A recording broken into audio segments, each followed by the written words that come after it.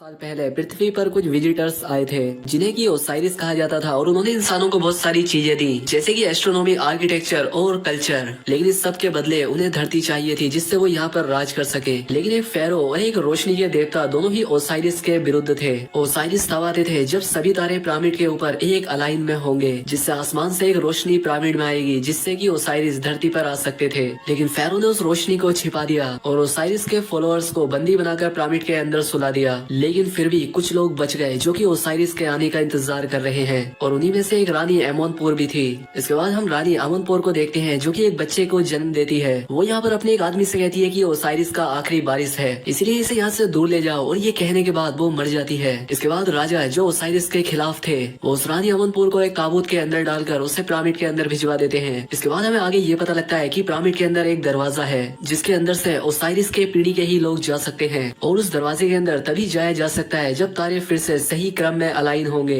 लेकिन राजा ने वहाँ पर एक ताला लगवा दिया जिसकी चाबी का नाम की ऑफ हेवन है, और अगर ओसाइरिस वापस आए तो सारी दुनिया बर्बाद हो जाएगी। सिर्फ ओसाइरिस की पूजा करने वाले ही जिंदा रहेंगे जिन्हें की भगवान का दर्जा दिया जाएगा, और उस पीढ़ी का जो आखिरी इंसान है उसका अभी तक कुछ पता नहीं है। अब अगले सीन में हम कुछ आर्कियोलॉजिस्ट को देखते हैं जो कि इसी की खोज करने के लिए आए थे। अब उन्हीं में से मैक्स स्टोटन अपने असिस्टेंट से कहता है कि 7 दिन के बाद तारे फिर से सही क्रम में आने वाले हैं और हमें किसी तरह से भी की ऑफ हेवन को ढूंढना होगा।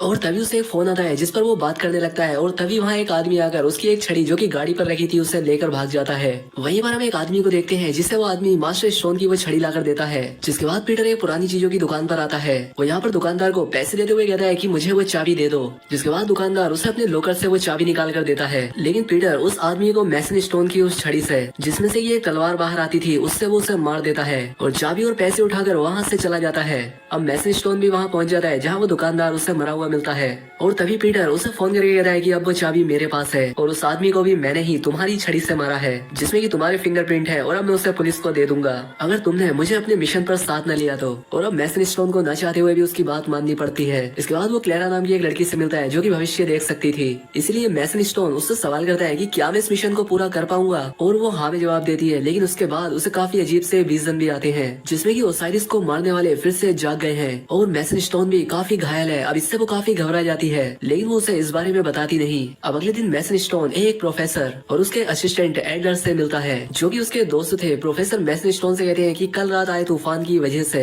ये पिरामिड खुद से ही दिखने लगा है, जिस देखकर मैसन स्टोन काफी खुश हो जाता है और वो प्रोफेसर से कहता है कि तुम प्लीज मेरे लिए इसके अंदर जाने का रास्ता ढूंढो, जिस पर वो कहता है कि मैंने काम शुरू कर दिया है। जिसके बाद मैसन स्टोन अपनी असिस्टेंट से कहता है कि मेरी बेटी सैरा को लंदन से यहाँ बुलाओ। जिसके बाद वो वहाँ से चला जाता है। खैर अब रात को जब प्रोफेसर पिरामिड के अंदर जाने का रास्ता ढूंढ रहे थे कि उनकी तबीयत खराब होने लगती है, और तभी एडलर वहाँ आकर उनसे कहता है कि आपकी तबीयत खराब हो गई है इसलिए आपको घर जाना चाहिए। जिसके बाद वो उन्हें उनके घर लेकर आता है जहाँ पर एडलर उनसे सवाल करता है कि क्या हम इस मिशन को डिले नहीं कर सकते, जिस पर प्रोफेसर कहते हैं कि पिरामिड के अंदर तारों के अलाइनमेंट के समय ही जाना होगा, इसी वजह से मिशन को आगे नहीं बढ़ाया जा सकता। अब अगले दिन एडलर प्रोफेसर से मिलने के लिए उनके घर आता है और अब उनकी तबीयत और बिगड़ चुकी थी। अब वो एडलर से कहते हैं कि मैं इस मिशन में नहीं जा सकता और इसीलिए अब तुम्हें जाना होगा क्योंकि मैंने पिछले 4 सालों में तुम्हें सब कुछ सिखा दिया है और मुझे तुमसे पूरी उम्मीद है। और अब एडलर भी उनकी बात मान जाता है। वही अगले सीन में सैरा लंदन से आकर अपने फादर मैसन स्टोन से मिलती है। दरअसल उसकी माँ की डेथ हो चुकी है और वो इस बात का पता लगाना चाहती थी कि उसकी माँ कैसे मरी। अब अगले दिन एडलर सैरा से मिलता है जो कि उससे प्रोफेसर के बारे में पूछती है, जिस पर वो कहता है कि उनकी तबीयत खराब है और वो हॉस्पिटल में है, इसलिए उन्होंने ये मिशन मुझे सौंपा है। जिस पर सैरा कहती है कि हमें इस मिशन पर एक्सपर्ट चाहिए जो कि प्रोफेसर ही है, और मुझे नहीं लगता कि शायद तुम्हें कुछ आता भी होगा। उसकी ये बात एडलर को अच्छी नहीं लगती। खैर अब सैरा मैसन स्टोन से कहती है कि प्रोफेसर इस मिशन पर नहीं आ रहे हैं, इसीलिए उन्होंने अपने असिस्टेंट को भेजा है जिसे मैंने बुरा भला कहकर भगा दिया। ये बात सुनकर मैसन स्टोन तुरंत उठता है और सैरा से कहता है कि उससे माफी मांगो और उसे यहाँ बुलाओ क्योंकि हमें उसकी जरूरत है। इसलिए सैरा उसे फोन करके माफी मांगती है और वापस आने के लिए कहती है और इसलिए वो मान जाता है। खैर अब सभी लोग जो मिशन पर जाने वाले थे वो मिलते हैं और यहाँ पर रोहित भी आता है जो कि प्राचीन चीजों को पहचानने में एक्सपर्ट था, जो कि दरअसल भारत से था। अब इसके बाद ये सभी लोग पिरामिड के पास आ जाते हैं जहाँ पर यहाँ एक लोकल आदमी शाहिद और कुछ सोल्जर्स भी थे जो कि अंदर जाकर रास्ता ढूंढेंगे। अब इसीलिए ये लोग कल का इंतजार करते हैं क्योंकि तारों के अलाइनमेंट का दिन कल है। खैर अब अगले दिन ये सभी लोग पिरामिड के गेट के पास आते हैं। फिर यहाँ पर एडलर इन सभी लोगों को एक वार्निंग पढ़कर सुनाता है कि जो भी इस पिरामिड के अंदर जाने की कोशिश करेगा वो वापस नहीं आएगा, पर जो ओसाइरिस के पीढ़ी से होंगे उन्हें कुछ नहीं होगा। जिस पर मैसन स्टोन कहता है कि मजाक अच्छा था। अब इसीलिए ये लोग बिना उस वार्निंग पर ध्यान दिए सोल्जर से पिरामिड की एक जगह को तोड़वा देते हैं और इसके बाद ये लोग अंदर जाते हैं। लेकिन अंदर जाने पर इन्हें एक और एंट्रेंस दिखाई देता है जो कि अंदर से बंद था, जिसे देखकर मैसन स्टोन कहता है कि जिन लोगों ने इसे बनाया है उन लोगों ने इसे अंदर से बंद करके अंदर ही अपनी जान दे दी होगी। थी, लेकिन उस सील को भी तोड़कर अंदर चले जाते हैं। यहाँ पर उन्हें कई सारे हॉर्नेट के छत्ते दिखाई देते हैं। यहाँ पर मैसेज स्टोन सोल्जर्स से उन्हें तोड़कर रास्ता बनाने के लिए कहता है और वो लोग ऐसा ही करते हैं, जिसके बाद कई सारे हॉर्नेट उन पर हमला करना शुरू कर देते हैं। इसीलिए ये सभी लोग वहाँ से दूर हट जाते हैं, लेकिन जो छत्तों को तोड़ रहा था उस पर ज्यादा हमला होने की वजह से उसकी डेथ हो जाती है और इनकी टीम का एक मेंबर एडम फायर गन से उन सभी हॉर्नेट को जलाकर इनके लिए रास्ता बनाता है, जिसके बाद ये लोग आगे बढ़ पाते हैं।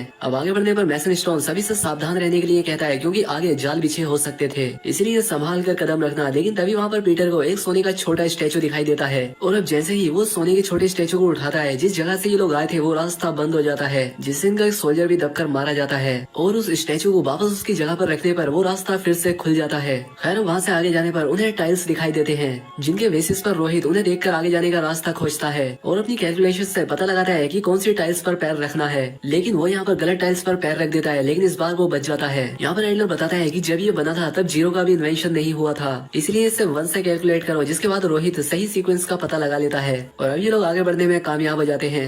अब आगे आने के बाद इन्हें एक बड़ा सा पत्थर दिखाई देता है, जिस पर एंशिएंट लैंग्वेज में कुछ लिखा था। रोहित और एडलर इसे समझने की कोशिश करते हैं। एडलर कहता है कि जरूर इसके पीछे कोई रास्ता है और उस पत्थर को हटाते ही इन लोगों को सच में एक रास्ता दिखाई देता है, जिसके अंदर आने पर वो देखते हैं कि वो जगह काफी खूबसूरत है और यहाँ पर रानी एमोनपुर का वो ताबूत भी रखा था। लेकिन यहाँ पर बेवकूफ मैसन स्टोन उस ताबूत को खोलकर रानी मैसन स्टोन की मम्मी को निकालकर बाहर फेंक देता है। ये देखकर सब हैरान हो जाते हैं, जिस पर मैसन स्टोन कहता है कि मुझे रानी एमोनपुर की कोई जरूरत नहीं है, मुझे ओसाइरिस का टेम्पल चाहिए जो कि पिरामिड के भूल भुलैया के अंदर कहीं पर है। इसके बाद वो पीटर से की ऑफ हेवन मांगता है और इसके बाद उस चाबी को उस ताबूत में लगाता है, जिससे वहाँ पर एक रास्ता बन जाता है, जिससे ये लोग आगे जाने लगते हैं। लेकिन सैरा को यहाँ पर डर लग रहा था, जिस पर एडलर उसे समझाता है, जिसके बाद सैरा आगे बढ़ने के लिए तैयार हो जाती है। मैसन स्टोन और पीटर को सबसे आखिर में रहने के लिए कहता है ताकि वो फिर से कोई गलती न कर दे, लेकिन पीटर इस बात से गुस्सा होकर सबसे आगे बढ़ जाता है और आगे बढ़ते ही उसका पैर एक पत्थर पर पड़ जाता है, जिससे वहाँ का रास्ता सील हो जाता है और अब ये सभी लोग 3 ग्रुप्स में बढ़ जाते हैं। अब रोहित, शाहिद और एक सोल्जर नीचे उतर ही रहे होते हैं कि तभी एक अनजान चीज उस सोल्जर को ढकेल देती है, जिससे कि वो नीचे गिर जाता है। वहीं दूसरी तरफ एडलर भी एक सीक्रेट रास्ता ढूंढ लेता है, जिसके बाद वो सैरा और क्लेरा उस रास्ते से आगे बढ़ने लगते हैं और यहाँ आगे बढ़ने पर उन्हें उसी सोल्जर की बॉडी दिखाई देती है। अब देखते देखते बाकी लोग भी यहाँ पर पहुँच जाते हैं और अब आगे बढ़ते बढ़ते ये लोग एक ऐसी जगह पर पहुँच जाते हैं जहाँ पर की सभी ओसाइरिस को मारने वालों को रखा गया था, जो की यहाँ पर ममीफाइड होकर खड़े थे। क्लेरा यहाँ पर अब उन्हें एक खास जानकारी बताती है कि जब ओसाइरिस की पीढ़ी का खून टेम्पल पर लगेगा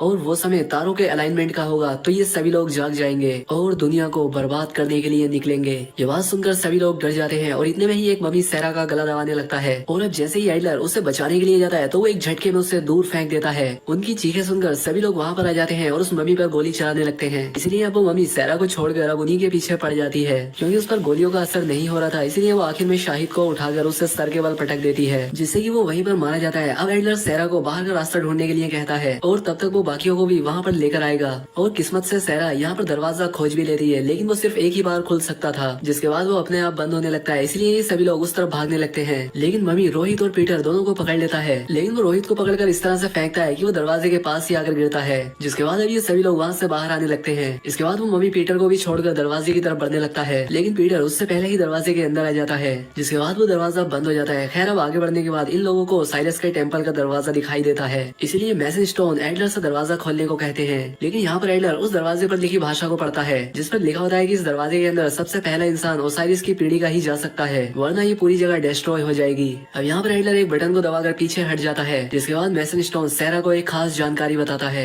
कि तुम्हारी माँ ओसाइरिस की पीढ़ी में से एक थी और तुम उसकी बेटी हो, यानी कि तुम भी ओसाइरिस की पीढ़ी से हो और इसीलिए मैंने तुम्हें यहाँ बुलाया ताकि तुम पहले अंदर जा सको। ये सुनने के बाद सैरा बिना सोचे समझे आगे बढ़ती है, जिसके बाद एक जोरदार रोशनी के साथ दरवाजा अपने आप खुल जाता है और तभी इनके पास वो मम्मी भी पहुँच जाता है। इसलिए अब ये सभी लोग दरवाजे के अंदर जाकर दरवाजा बंद कर देते हैं और अब इसके बाद इन्हें ओसाइरिस का टेम्पल दिखाई देता है, जिसे देखकर रोहित कहता है कि किसी तरह का एनर्जी जनरेटर लग रहा है। यहाँ पर तभी एडम सैरा को पकड़ लेता है और उसे एक जगह पर बैठाकर उसका हाथ बांध देता है, जिसके बाद मैसन स्टोन रिवील करता है कि मैं सैरा का खून इस जगह पर गिराऊंगा, क्योंकि अब तारे अलाइनमेंट में आ चुके हैं और ऐसा करते ही ओसाइरिस धरती पर आ जाएगा, जिसके बाद सारे ममीज जाकर दुनिया को खत्म कर देंगे। और अब जब एडलर सैरा को बचाने के लिए जाता है तो एडम उस पर गोली चला देता है, लेकिन वो गोली रोहित अपने ऊपर ले लेता है, जिस वजह से उसकी जान चली जाती है। सैरा मैसन स्टोन से पूछती है कि तुमने मेरी माँ के साथ क्या किया, जिस पर वो कहता है कि ये रिचुअल सिर्फ ओसाइरिस की पीढ़ी की लड़की से ही पूरा हो सकता है। मैंने उसे सारी बातें बताई, लेकिन उसने मेरा साथ देने से मना कर दिया और इसीलिए मुझे उसे मारना पड़ा। ये बात सुनकर सैरा काफी हैरान और दुखी हो जाती है,